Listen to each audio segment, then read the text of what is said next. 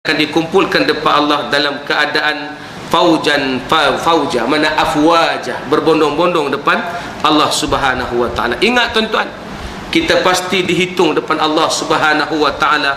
Allah sebut dalam suratul Qiyamah ayat ke-14, balil insanu ala nafsihi basirah, bahkan ke atas manusia itu nanti akan dihitung, diperlihatkan apa yang telah mereka buat dulu di atas muka bumi. Jadi maknanya hati-hati, sebab ada hari akhirat. Batu kata Sayyidina Umar radhiyallahu an, kalau tak ada akhirat, buat apa kita jadi baik? Kalau tak ada akhirat, buat apa jadi baik? Sebab jadi baik ni susah, jadi baik teruk. Kerana ada akhirat lah kita pun jadi baik. Sebab kita tak mau berkumpul berbondong-bondong depan Allah, amalan kita lambat dihitung, kita bakal dicampakkan dalam api neraka Allah, menerima catatan amalan daripada tangan kiri. Yang tu yang kita tak mau. Kita nak semua benda yang kita buat akan dihitung dengan baik oleh Allah Subhanahu wa taala. Dan disambung dalam hadis ni, wa taqumuna baina yadayir rahman saffan saffa, manusia akan berdiri depan Allah dalam keadaan berbaris-baris. Nak tunggu hitungan ni.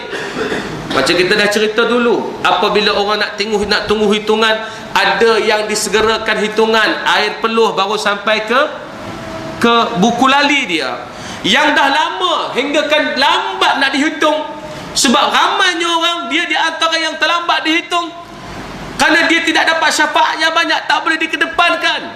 Air peluh sudah sampai naik ke hidung tuan-tuan. Masa tu nak bernafas pun tak boleh. Matahari berada sejengkal di atas kepala.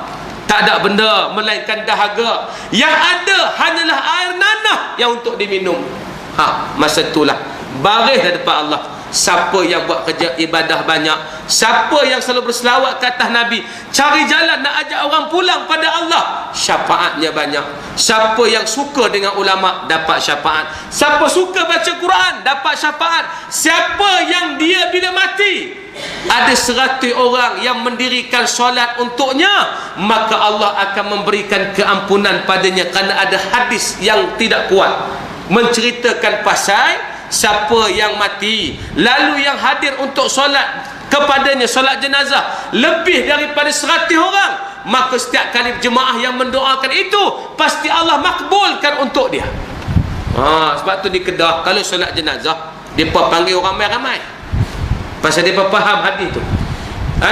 Dan cerita tu ada dalam kitab perukunan tuan-tuan. Dan cerita pasal siapa yang ada lebih 100 orang, itu hadis yang lemah. Tapi hadis lemah boleh pakai tuan-tuan untuk buat fadail a'mal. Allah akan makbulkan doa. Sebab setiap kali bila solat jenazah, apa imam akan kata? Apa kamu semua nak kata pada mayat ini? Apa orang belakang jawab? Baik. Dengan jawapan itu dan yang datang solat lebih 100 orang, maka Allah memberikan keberkatan pada dia. Allah memberikan apa yang orang-orang tersebut baik, memang dia baik, dia dapat syafaat lagi, dipercepatkan dia untuk dihitung amalannya ni. Tu kita nak. Sebab tu di Kedah budaya solat jenazah ni ramai. Batu nak bagi ramai kena bayar. Bagi seorang RM5. Batu bila bagi seorang RM5, budak-budak terutama hak ngaji sekolah pondok, woi solat jenazah, tengah tidur bangkit tuan-tuan, wuduk tak ambil tak apa lagi. Yang penting boleh pergi solat jenazah dulu, dan mayang sak tak lagi pun tuan-tuan. Pasal apa? Dapat duit, jangan memel RM5 tu 5 hari boleh makan sup. Jadi makna di sini tak ada budaya tu. Sebab tu orang datang solat pun 2-3 orang je. Tak apalah, bagilah duit sikit. Orang bukan nak duit, tetapi bila kita menghargai orang datang. Tuan-tuan pula, kita pula ni salah faham bab ikhlas. Ustaz tu tak ikhlas, ustaz tu tak ikhlas. Saya baru ni keluar dengan PA Ustaz Azhar Jai, nama dia. Dia PA di Kuala Lumpur ni lah. Saya tanya Jai, sekali bila Ustaz Azhar datang ceramah, orang bayar berapa dia? Ada yang 2,000, ada 1,000. Kata boleh kumpul sampai 60,000, 70,000. Orang bayar 2,000, celanat betul lah tuan. Terus Ustaz Azhar dia buat macam tu, pasal ustaz kena ikhlas.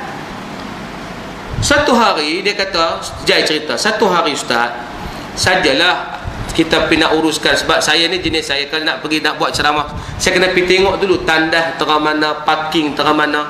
Jumpa dengan nazir satu masjid tu, nazir pun tanya, berapa kena bayar pada Ustaz Azhar?